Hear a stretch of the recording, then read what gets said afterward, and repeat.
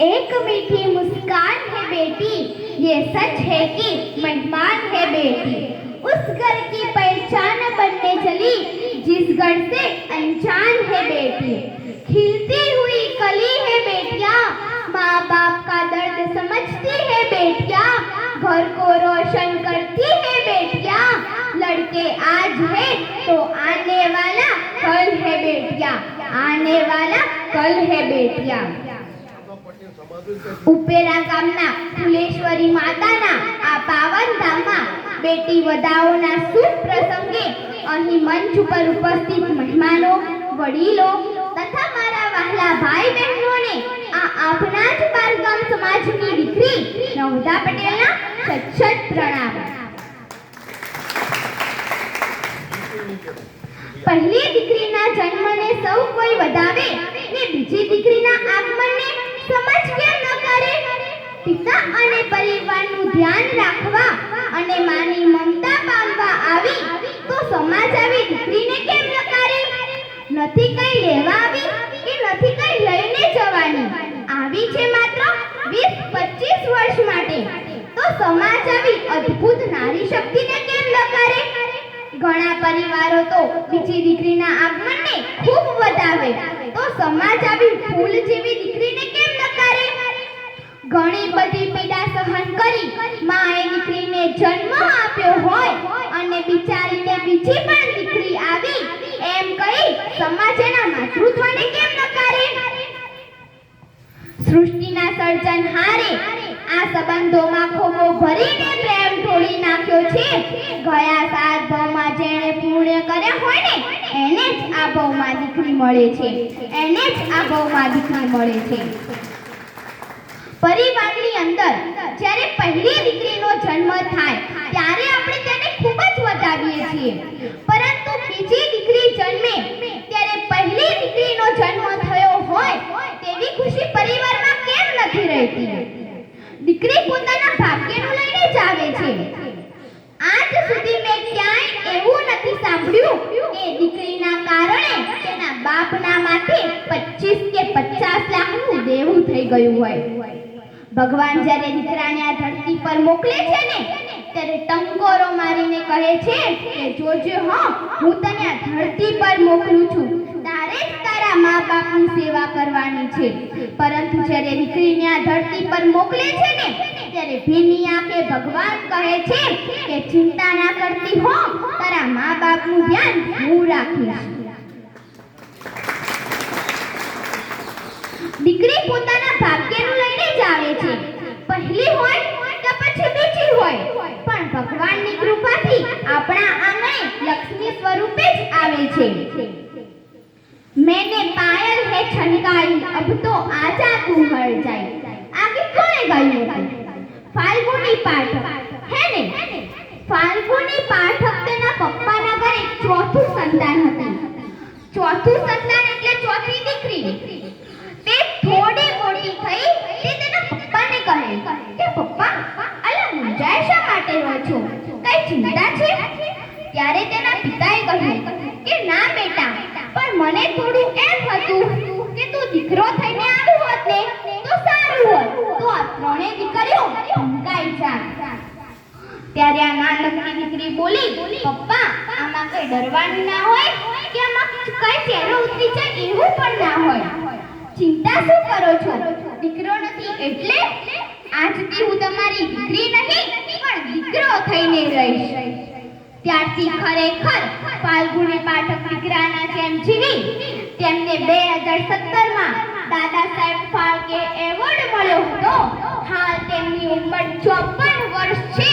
મા બાપની સેવા કરવા માટે તેમને લગ્ન નથી કર્યા અને આજ પણ તેમના મા બાપને સાચવે છે।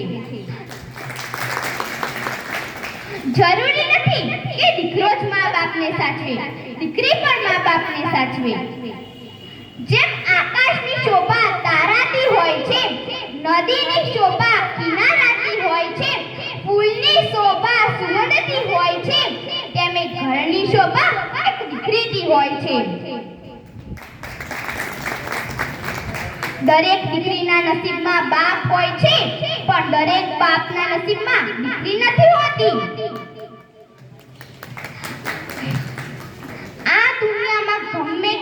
ખમતીધર બાપ હોય ને તે બે વખત રડે.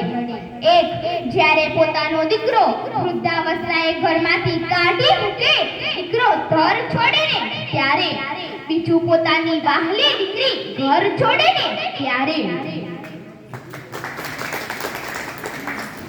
એક પિતા સરસ લખ્યું છે કે મારો દીકરો ત્યાં સુધી જ મારો છે જ્યાં સુધી તેના લગ્ન ના થઈ જાય, જ્યારે મારી દીકરી તો ત્યાં સુધી મારી છે જ્યાં સુધી મારી જિંદગી ખતમ ના થઈ જાય.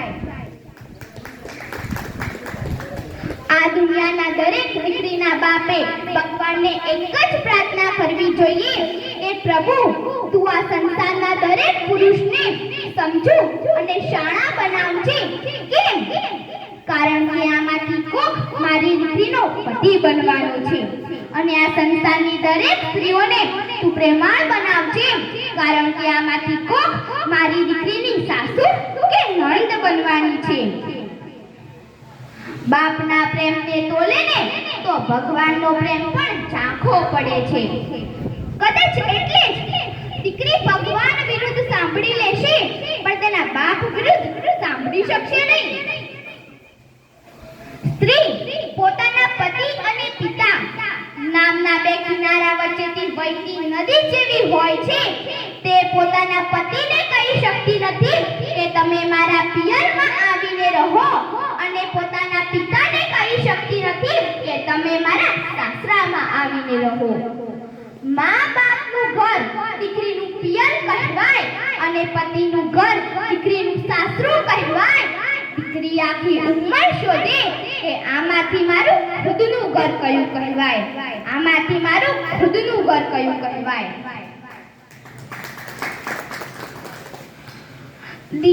એક પિતાએ સરસ કહ્યું છે કે સુખમાં સાથ જોઈએ, બાકી દુઃખમાં તો મારી દીકરી જ કાફી છે. સંતાનમાં દીકરી હોવું ને એ પણ નસીબની વાત છે. કેમ કે તમે દીકરીને બેટા કહી શકો છો પણ દીકરાને ક્યારે બેટી કહી શકતા નથી. એ વાત પણ સાચી જ છે કે પરિવારમાં રોટલો રળવાની જવાબદારી એક દીકરાની હોય છે, પણ દરેક કોળિયાને મીઠો કેમ બનાવો આ કામ તો એક દીકરી જ કરી શકે છે સાહેબ. દીકરી ન તો પરાઈ છે ન તો પરાયું ધન છે, કેમ કે ધન તો ખર્ચાઈ જાય છે પણ દીકરી તો એક એવું અનમોલ મોતી છે જે બે પરિવારોને એક માળામાં જોડીને રાખે છે. અંતે હું આ છેલ્લી પંક્તિ કહીને મારી વાણીને વિરામ આપું છું કે મા બાપનું વહાલ સોયું રતન છે દીકરી, એક અવતારમાં બે કુળ ઉજાડનાર છે દીકરી, સૌના માટે પારકી થાય છે દીકરી, તોય તેની સરવાણીમાં જુએ છે દીકરી. જાણે ઉછળતો વહાલનો દરિયો છે દીકરી, ઈશ્વરનું અદ્ભુત સર્જન છે દીકરી, ઈશ્વરનું અદ્ભુત સર્જન છે દીકરી. અસ્તુ જય હિન્દ, જય ભારત.